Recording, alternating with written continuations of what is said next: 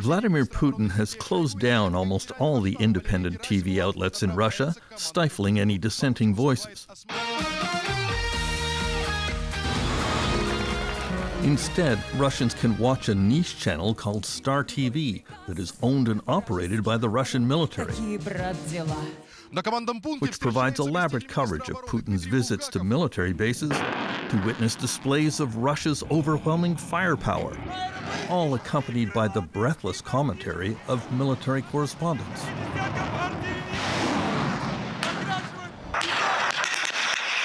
All this is designed to show that Putin has rebuilt the military back to superpower status, that the Russian state can impose its will as required. At the same time, Putin started laying the groundwork for his present Ukraine offensive with a softer approach to propaganda. It began last July with an astonishing 5,000-word personal essay in Russian newspapers that reviewed 1,000 years of Russian history, from the time of Saint Vladimir, founder of the Russian Orthodox Church. The modern Vladimir strongly argued that all Russian speakers were part of one great nation, suggesting that Ukraine was not a real country and even that the Ukrainian language was not a real language. Konstantin Egert, a Russian journalist living in Lithuania, was taken aback by the Putin article. And what we saw happening in the last months actually only proves that Putin, with his Ukraine article, was not joking. He was not just musing about old history. It was his warning to Ukraine and to the world.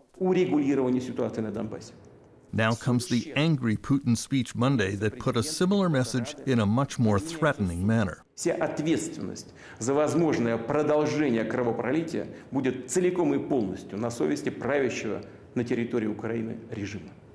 American Anne Applebaum has written numerous books about Russia and Ukraine. Putin's speech was an ahistorical rant, a kind of very strange and very convoluted version of Ukrainian and Russian history, which was designed to demonstrate to a Russian audience that Ukraine doesn't exist, that it's not a country, it's not a real country, and it can be eradicated. One of the recurring themes from Vladimir Putin, constantly repeated on Russian TV, is that the present Ukrainian government, despite being led by a Jewish president, Volodymyr Zelensky, is somehow a pro-Nazi regime.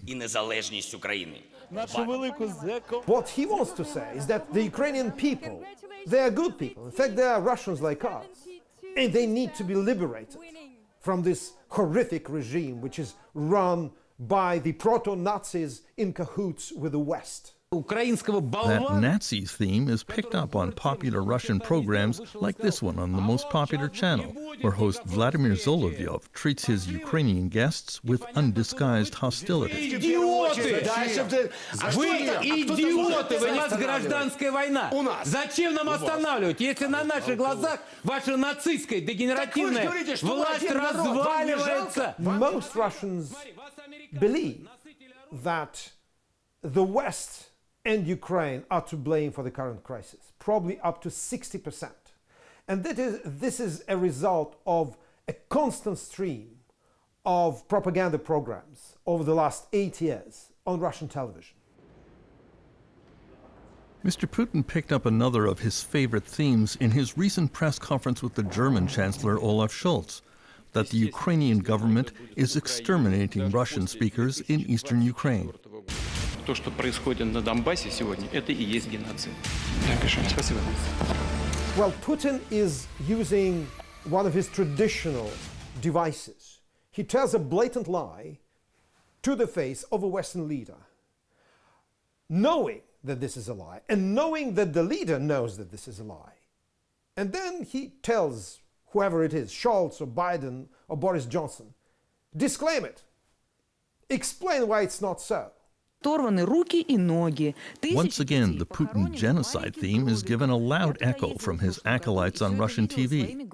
Мы что должны ждать? Пока там будут концлагеря? Пока они газом будут травить свое население? Certainly the intention of the repeated propaganda on television is to justify the war. It's to justify the casualties that may result from the war. It's to make Russians feel that they are fighting a mortal enemy rather than a neighboring country that has not attacked them.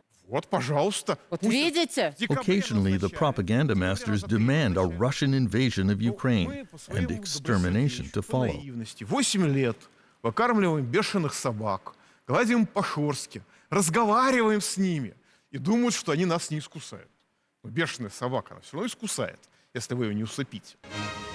Many Putin analysts believe he is determined to turn Ukraine into a failed state because if democracy proved a success there, it would lead to pressure for real democracy in Russia and his removal from power. If it becomes a prosperous democracy and member of the Western Club, member of the EU and NATO, then it will give a lie to the Kremlin propaganda. Could that be Putin's main motivation this week? His fear of a popular uprising in Russia to match the one that happened in Ukraine exactly 8 years ago. Terence McKenna, CBC News, Toronto. Now we have joining us once again Irvin Student, editor-in-chief of Global Brief magazine. So Irvin, it's clear that for Putin and his propaganda machine, the truth is secondary, right, to his overarching ambition. How does the West, or anyone for that matter, reason with a person like that? I think we take him on his own terms. We try to understand his logic. He is working within his framework. We may not agree with it. He's not irrational. He is a gambler.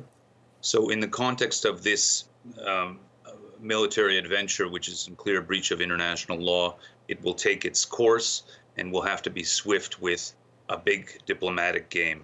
That diplomatic game, as I mentioned before, will require huge Asian participation. It will not necessarily be a Western lead and will require some Asian imagination. I'm talking to big countries like China, Japan, South Korea, North Korea. And may I start with Israel. Israel has big networks both in Ukraine and Russia, and is respected by both capitals. And they can insert their own logic and rationality and hopefully bang heads together to come to a reasonable resolution. Right, so many other fronts on which pressure could be exerted. Tell me, is there a pattern to the propaganda that we've seen that you think should be, I don't know, a signal to the world of his broader intention here? I think there are key phrases in each speech he gives which betray his intentions. The intentions that were betrayed in his first big speech on this military adventure was what he called the decommunization of Ukraine, which means a negation of 1922 borders. So that means everything is up for grabs within Ukraine on his analysis. More broadly, in Russia, if you control televisions, you not only control what the people think, you control what they say. So that is the key medium, much more than social media in Russia. Irvin Student, very good to hear from you, and we will hear from you once again very shortly. Thanks for this. Thank you.